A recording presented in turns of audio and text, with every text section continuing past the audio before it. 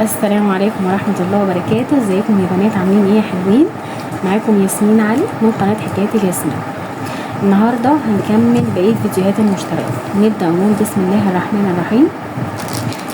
هنبدأ في خرز اسمه ايه يا ربي؟ كان اسمه فتافيت السكر. خرز ده جميل جدا. الكيس ده كده كان ب5 جنيه. تمام.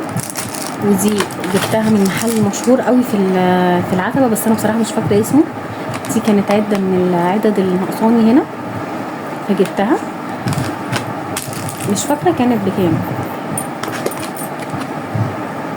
لا مش فاكرة، ما خدتش فاتورة. ده اللي هو الخيط اللي هو بتاع الأعقاد والأساور، وبيستخدم في حاجات كتير جدا. وده بقى الاستك بتاع الحظاظات، ده كان ب30. ده بصراحة مش فاكرة كان بكام. ده كان ب30. دي بيبقى فيها كتير قوي، بس مش فاكرة بيبقى فيها قد ايه. نيجي بقى للحاجات اللي انا بحبها قوي. ده كده خرز لونه فضي، بينفع برضو في الحظاظات اللي زي كده، او في العقاد، او في الخلاخيل، في اي حاجة خاصة بالهاند ميد والاكسسوارات. جبت منه اللون الفضي واللون الذهبي، برضو كيس ب5. لا انا جبت منه من كل لون كيسين. من كل لون كيسين.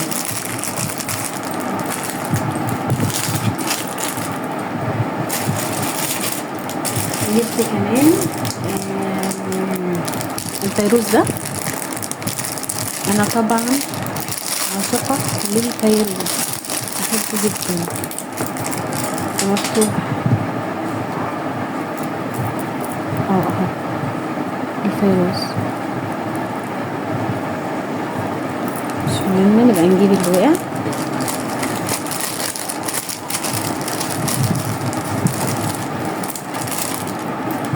تقريبا يعني الراجل حاطط لي دول كادو، اللي هما فلتوا. لا فلتوا من العقد، من اسمه ايه ده، مش مربوط كويس. ده كده كان ب15 يا بنات. جبت منه كمان المقاس الاكبر شويه.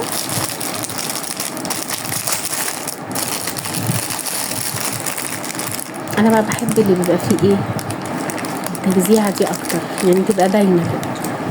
بحبش اللي هو الفيروز الساده. طبعا كل ما المقاس بقى اكبر يا بنات، كل ما السعر بقى اكتر.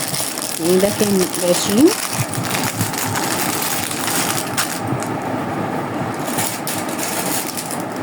جبت لون الربر الخطير ده، الجامايكا ده.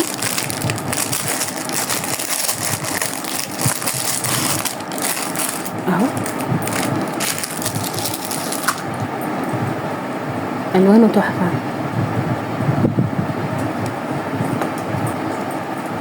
ده ب7.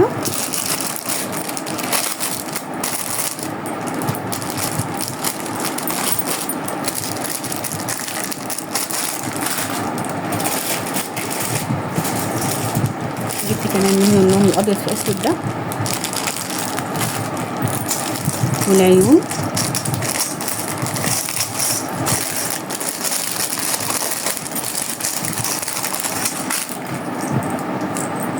العيون دي اللي هي بتبقى بتاعت الدباديب والحاجات دي، بس انا جايبها لحاجه معينه.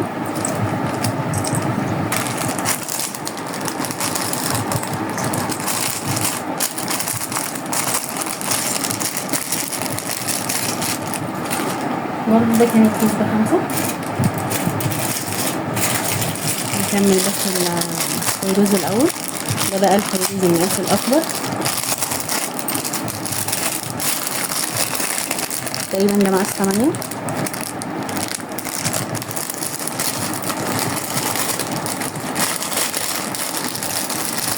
ده كان تقريبا ب40 او ب30، مش فاكره الصراحه.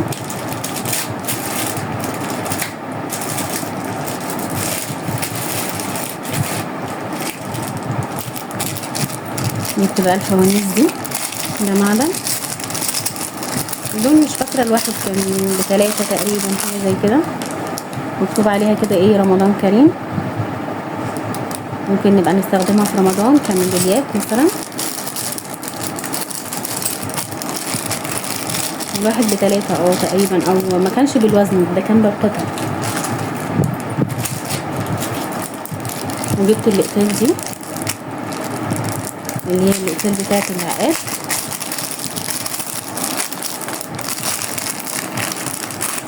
اللي هي دي اللي هي المعدن دي، بتبقى برضو مش فاكرة بصراحة دي بالوزن ولا كان الواحد، مش فاكرة كان بنص جنيه او بجنيه، مش فاكرة بصراحة، مش فاكرة دول، بس ما اعتقدش ان دول كانوا بالوزن. جبت كمان الشكل ده من المعدن عشان ده بيبقى حلو قوي في الحافظات وفي الانسيالات. العقاد برضو بيبقى حلو قوي شكله كده.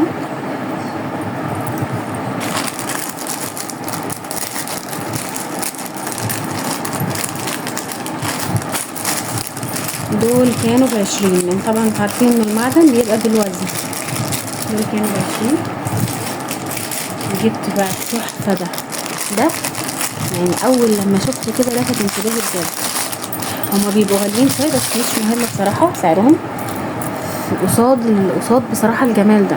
يعني انا مش عارفه الكاميرا مبينه الجمال ولا ايه. بصوا الالوان تحفه ازاي، لون الموف والموف الاغمق والاصفر واللبني والاخضر والبينك والاصفر، الوانه تحفه.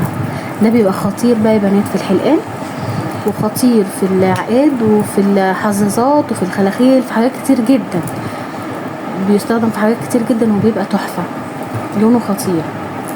ده كان ب50.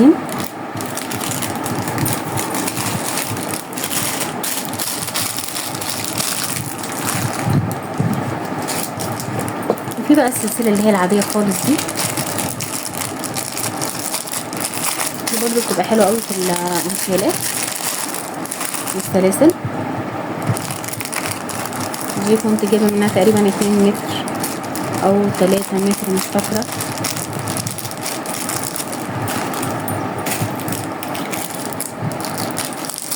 دي برضو السلسله السوداء دي برضو اللي هي الجنزير، بس دي معدن بقى، بتبقى خطيره برضو في اللبس للولاد، بتبقى جميله جدا. اصلا بصوا بتلمع ازاي، خطيره بصراحه. واجمل حاجه فيها بقى ان هي اللون الاسود ده ما بيغيرش لون، يعني حتى لو نوع المعدن مش كويس هي كده كده حتى لو غيرت لون مش هيبان فيها اصلا، يعني لما تدقق وتركز بقى. بس انا عامه بشتري حاجاتي من ناس ايه يعني موثوق منها، يعني ما بجيبش حاجتي من اي حد، بنزل كده العتبه عند ناس معينين واشتري منهم. دي بصراحه مش فاكره المتر كان بكام، ب10 تقريبا، حاجه زي كده.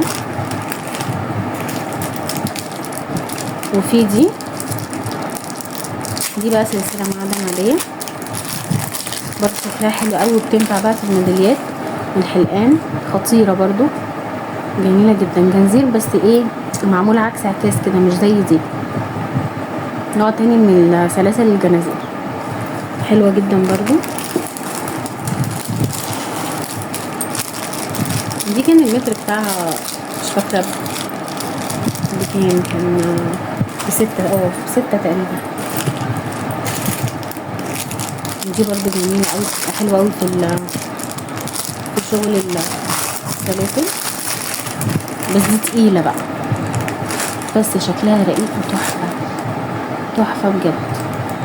دي تبقى جميله جدا بقى في الخلاخيل، ممكن يتركب فيها دلايات، ممكن يتركب فيها فيروز، عقيق، مثلا كريستال، تبقى تحفه قوي في الخلاخيل والانسيالات، تبقى جميله قوي. دي برضو كانت معدن، متر تقريبا كان ب20، مش فاكره انا كنت جايبه كام متر بصراحه. وجبت علاقات الميداليات دي.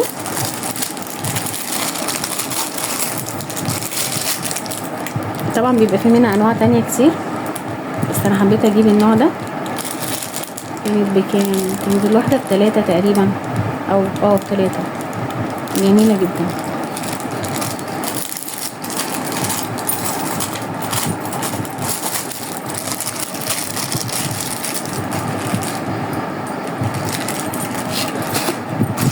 بس كده يعتبر فيديو النهارده خلص. يا رب يكون الفيديو عجبكم والحاجة عجبتكم.